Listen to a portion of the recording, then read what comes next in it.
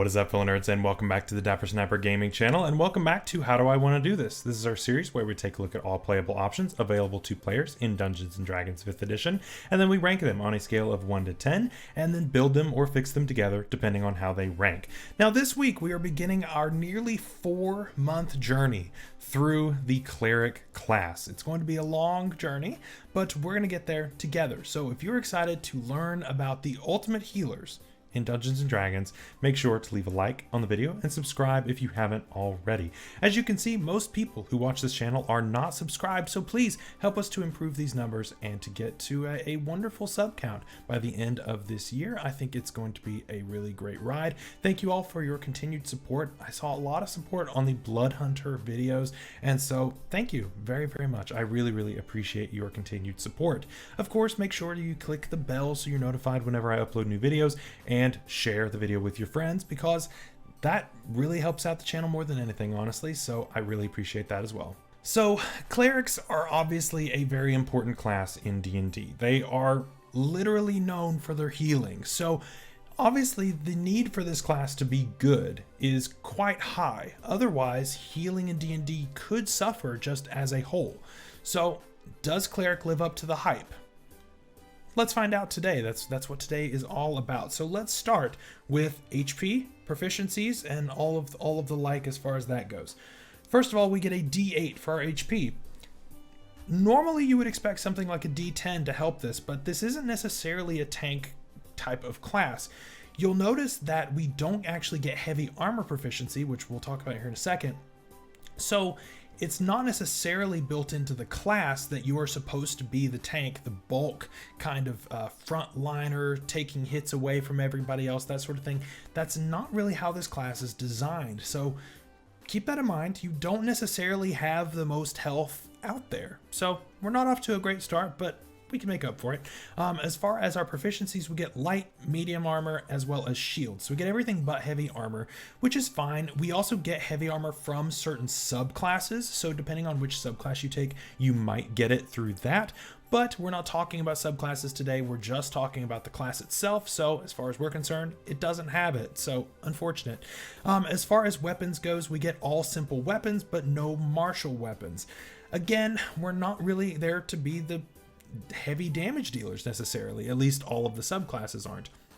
Again, you can pick this up through a subclass or two, but as far as a class goes, we don't get those either. So again, more points off, unfortunately. As far as saving throws go, we get wisdom and charisma. Wisdom, fantastic. Charisma, it's fine. It's not the best. Dex and wisdom are your best ones, but charisma will come up every now and then. It's definitely better than intelligence and strength, so it's fine. It's totally fine. These saving throws aren't terrible by any means. So as far as a ranking goes, a 7 out of 10 is more than fair here. We're missing some key things: more health, better armor, better weapons, and we could slightly improve our saving throws, but that's kind of honestly the least of what I'm concerned about here. So at level 1, we get 2 features here. Number 1, we get our Divine Domain, and that is our subclass choice, which is weird, right? At level 1 that you get it, but this happens with a couple of classes, so it's not too weird. But we're not talking about that because we're spending the next 14 weeks on talking about cleric subclasses, so don't worry, we will spend plenty of time talking about those. But those don't go into our ranking today. As far as our spellcasting, however, that is going into today. And so looking at our spellcasting modifier being wisdom, that's pretty good because then we're going to have really good wisdom saving throws. Wisdom saving throws are pretty common. Also, that ties to our perception, meaning we're going to have a really high perception score. So pretty good, right? So wisdom is a great spellcasting modifier.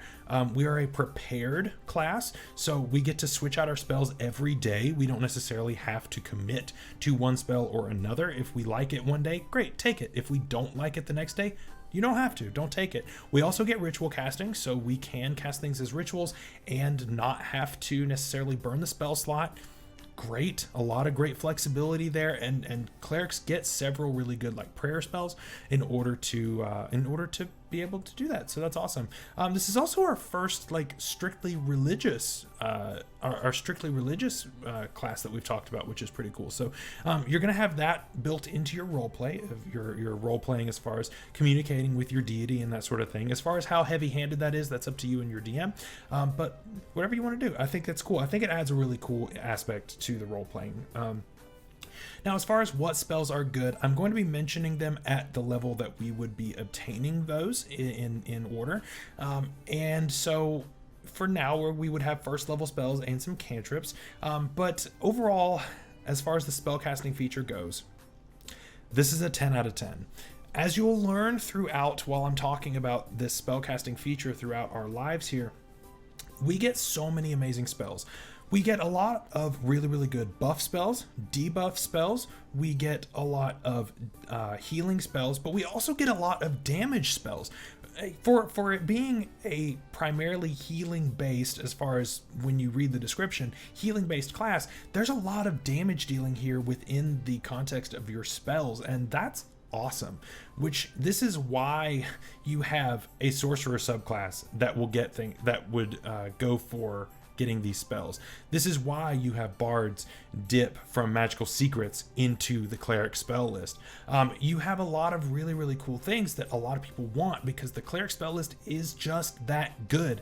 It's not necessarily that it's longer than, say, the wizard spell list. It's that there's so much less fluff and that there's just so much in here that's just amazing. And so you're really going to have a good time pretty much with any spells that you take, but the ones I'm talking about today are what I consider to be the best on about any cleric, but your specific cleric may use others to more effectiveness, and if so, go for it. Don't feel like you have to necessarily be bogged down by the ones that I suggest. So as far as cantrips go, we get things like Guidance, Light, Sacred Flame, Spare the Dying, Thaumaturgy, and Toll the Dead. All amazing cantrips that work well no matter who you are, which is great.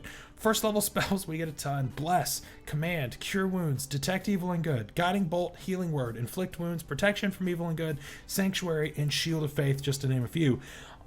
All of these are worth taking, no matter who you are. And I think this is absolutely wonderful. So we're off to an amazing start. Really, really great as far as our spell casting goes. At level 2, we get Channel Divinity. Now, Channel Divinity is something that both us and Paladins get, and it allows you to basically communicate with your deity, and they give you a certain little power for a short amount of time. Now, you can use this once per short rest, which is good, so it does come back, and you will get to use this more as you scale up in levels. At level 6, you'll gain your second use of it, and so on from there. But usually this is going to be really good. So you get 2 of them. You actually get 3 of them technically if you're using the optional rules from Tasha's. We'll talk about that here in a second. But as far as what everybody gets is Turn Undead. So you can use your action to cast this. It's essentially a magical effect, but it's not really a spell. And so if undead are around you and they fail their save, they have to turn from you and they have to dash as far away from you as they can go. I have a paladin that's using this right now in my Curse of Strahd campaign, and it is annoying as all get out because as soon as they get close, he just turns them and they're all gone. So it's a very useful feature if you're fighting undead. If you're not fighting undead, you're never going to use this. So again, this is one of those rankings that really depends on your campaign setting. It's going to feel great around a bunch of undead. When you're not around undead, you'll never use this, but that also frees up your Channel Divinity to use one of your other options. So that's not necessarily that bad. As far as this goes, I'm going to give this an 8 out of 10. It's a 10 out of 10 if you have undead. It's a 0 if you have no undead, obviously, but it's still a very good feature to have around. The second Channel Divinity option that all clerics get access to as long as you're using Tasha's optional rules is the Harness Divine Power. And again, this is something that your paladins get to, and it allows you to regain spell slots. Always great, right? Being able to regain spell slots is fantastic, and so definitely consider using this. For me, it would be definitely a hard choice between this one and whatever your specific one is to your subclass, because a lot of the subclass ones are really, really nice. But so yeah, just whichever one is more useful in the current situation, go for that. But as far as Harness Divine Power, 10 out of 10. I want my spell slots back. At level 3, no features, but we do get second level spells, and ones that stand out here are Aid, Enhance Ability, Hold Person, Lesser Restoration, Prayer of Healing, Silence, and Spiritual Weapon. Spiritual Weapon is one of those that gets a lot of talk because it's a really good second level spell. It allows you to use your bonus action, which normally as clerics you don't really have a whole lot of use for. There are exceptions, but typically you don't have a huge use for it, and so this gives you something that you can just smack people with a spiritual weapon, whatever represents you as a character or your deity. You can just have it float around the battlefield and just whack things in the head. It's great. It's really cool, really awesome spell.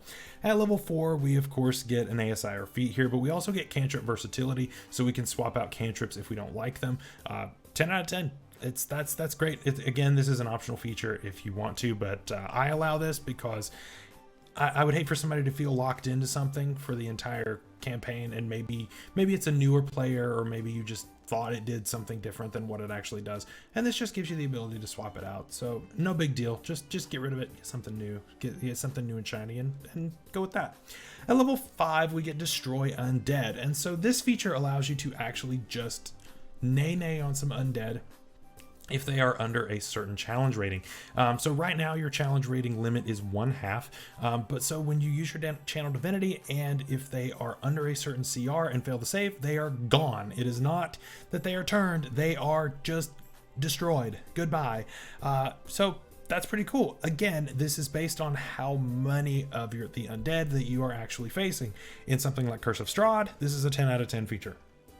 In something where you're not dealing with undead so much, that you're never going to use it. So it just depends. I'm going to give this a 7 out of 10 just because of the CR restriction, but it's still a pretty useful feature overall, and it'll come up from time to time as long as your DM is watching out for it.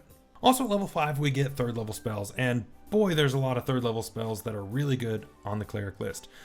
Let's get started. We get Beacon of Hope, Daylight, Dispel Magic, Glyph of Warding, Incite Greed, Mass Healing Word, Remove Curse, Revivify, Sending, Speak with Dead, Spirit Guardians, and Spirit Shroud. Again, this is just a few, but they're really good. There are so many good spells, and level 5 is really where clerics just kind of get going really well. You've got a lot of your really good features here, and then at level 6 we get a second use of Channel Divinity and another subclass feature. To me, this is where clerics begin to really hit their stride, is right here at level 6. You get your second subclass feature, which typically is a pretty good one. For the most part, you've got some really good features here at level 6, and then you get your Channel Divinity a second time per rest, which typically is going to be enough for you to last, just depending on what your Channel Divinity is. Typically that's going to be enough for you to last for the entire day, so that's really great. Then at level 7, no features but 4th level spells, and this list is a little shorter, but there's some really good stuff in here. Banishment, Control Water, Death Ward, Guardian of Faith. Guardian of Faith is so I guess. Locate Creature and Stone Shape. All of those are pretty great. Personally, I would probably take more of your 3rd level spells in order to just rack up on those, but you know, whatever you want to do. At least take Banishment. Right? At level 8, we get another ability score increase or feat. We get our Destroy Undead upgraded to a CR1, which is cool. We also get a subclass feature here, but it's one of 2. At least classically, it has been one of 2. Divine Strike or Potent Spellcasting, so allowing you to add a little bit of extra damage to a strike, or being able to add your Wisdom modifier to cantrips. You also could add on here Blessed Strikes, which just allows you to essentially change the it allows you to change the type of damage that you deal. Now it doesn't scale if you change it to this, but it's a better damage type. So whichever one you want to do. I think Blessed Strikes, depending on the situation. Again, if you're fighting a bunch of undead, probably take this one. But it's totally up to you. And then, of course, Cantrip Versatility comes up again right here. At Cleric number 9, we get 5th level spells, no features, but that's fine. We get Commune, which is amazing. That's so many great role-playing moments come from Commune, and so this is an amazing spell for you to have. It can really give you a really good direction of which way to go here. It's a great way for your DM to really talk to you in a metagamey kind of way, but also super rich in the roleplay too, so it's awesome. We get Contagion, Flame Strike, Greater Restoration, very important. Every cleric should have this. Hallow, Holy Weapon, Insect Plague, Mass Cure Wounds, Raise Dead, and Scrying. All of these are really, really amazing, and for just a variety of reasons. We will probably go into more depth on each of these as we go, but like I said, all of these are really, really nice ones, and it's great features. So then at level 10, we get a very interesting feature. We get what's called Divine Intervention, and so this one is very odd. So basically, you call upon your deity to perform some kind of an act. The book says typically it is an effect of a certain spell, but it could be something else. And you call upon them. Then you roll a d100. When you roll that d100, if you roll equal to or lower than your cleric level, then your wish, again, essentially is granted. Your chances are very low, obviously. So you could roll this 100 times and still never roll the correct. Now, statistically, you're statistically likely to get it within the first 100, but is it guaranteed? Absolutely not. So I think it's interesting. How powerful is it? This ability came up at the very end of campaign 2 of Critical Role, and if you haven't seen that, I'm not going to spoil what happened. But it came in very handy when this went off successfully, and it changed everything. So I've seen what it can do. And so it can change the course of everything and essentially act like a wish light, depending on your DM. But how often is it going to come up? Not as often as you like. And once it goes off successfully, you have to wait a week in order to use it again. I'm going to give this a 6 out of 10. Because it is so unlikely for you to be able to use it. The highest chance you're going to get is a 19% chance at level 19. At level 20, it changes a little bit, but yeah, the highest chance that you're going to have is a 19% chance, which is still pretty rough, right? And that's, of course, at level 19, so it's going to take forever to get there. So will this work? Sometimes. Is it always going to be the best? Not necessarily. It depends on how cheeky your deity is, especially if you're a trickery domain cleric. You might just end up getting pranked in that case, and so just be really careful with using Divine Intervention, because it may not always go the way that you want, and then you're out for 7 days. Then at level 11, we get Destroy Undead upgraded to a CR2, which is cool. We're catching some decent monsters at this rate, and then at 6th level, we get a few spells here. Blade Barrier isn't too bad. Heal and Harm are pretty much, you have to take those. Planar Ally, that's a pretty good one. Sunbeam and True Seeing. True Seeing is take it or leave it, depending. But the rest of those, pretty great. Then at level 12, of course, ASI and Cantrip Versatility. Level 13, we get 7th level spells, rather. And then we get Conjure Celestial, Firestorm, Plane Shift, Resurrection, and Symbol. Those are all fantastic spells and very, very versatile in what you want to do here. Level 14, we get our Destroy Undead upgraded to CR3, picking up even more things. But again, how many times at level 14 are you going to be facing a CR3 undead, unless it's a massive horde of them, in which case your DM is doing this entirely just for your enjoyment, just so that you can just blow a bunch of undead up at a time, which if your DM does that, good on them, because that's going to be super satisfying. But then at level 15, we get 8th level spells, and honestly, I recommend all of them. All of them are good. The entire list of 8th level spells. That's the thing. Again, like I said at the beginning, the Cleric spell list doesn't really drop off like what the Bard's ones did. The Bard one really relies on your magical secrets in order to pick up the slack of those higher level spells. This one doesn't do that. It doesn't slack in the upper levels. It's awesome. It's really, really cool. So then at 16, of course, ASI, Cantrip Versatility, all that. 17, Destroy Undead upgraded to a CR4, and that's as high as it's going to go. If you're fighting like a horde of CR4 undead, you could be in trouble, but this is going to really help you out. You also get another subclass feature here, and you also get your 9th level spells, and again, the entire 9th level cleric list. they're all great. They're all really good. We don't get Wish, but it's fine. We get a lot of really good stuff anyway. And then level 18, our Channel Divinity goes to 3 times per day. I really wish that that was earlier. I hate that it's that late, but whatever. I mean, 2 times per day is honestly, or 2 times per rest rather, is going to be enough, honestly.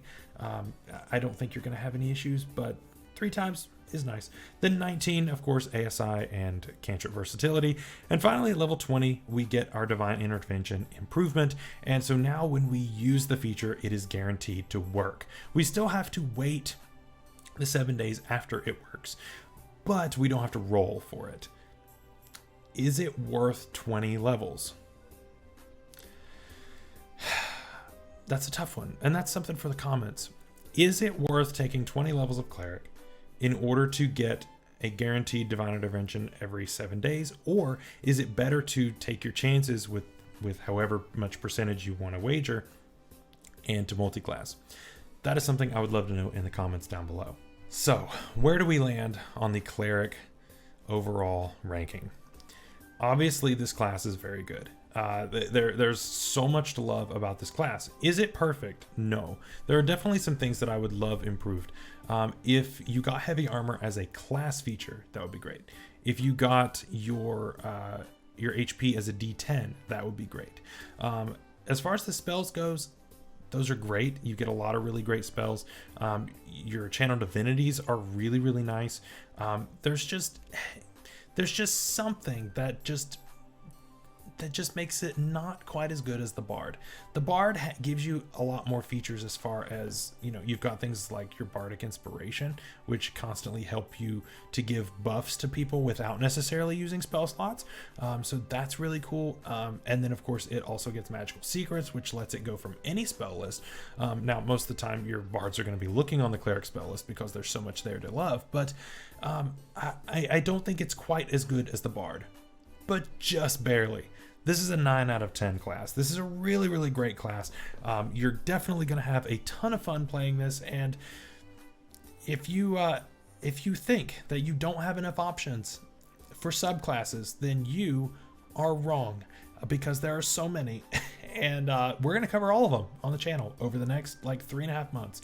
So I hope you guys are looking forward to that as well. If you are, again, make sure that you've left a like on the video and subscribe so you don't miss when we talk next week about the Arcana Domain Cleric.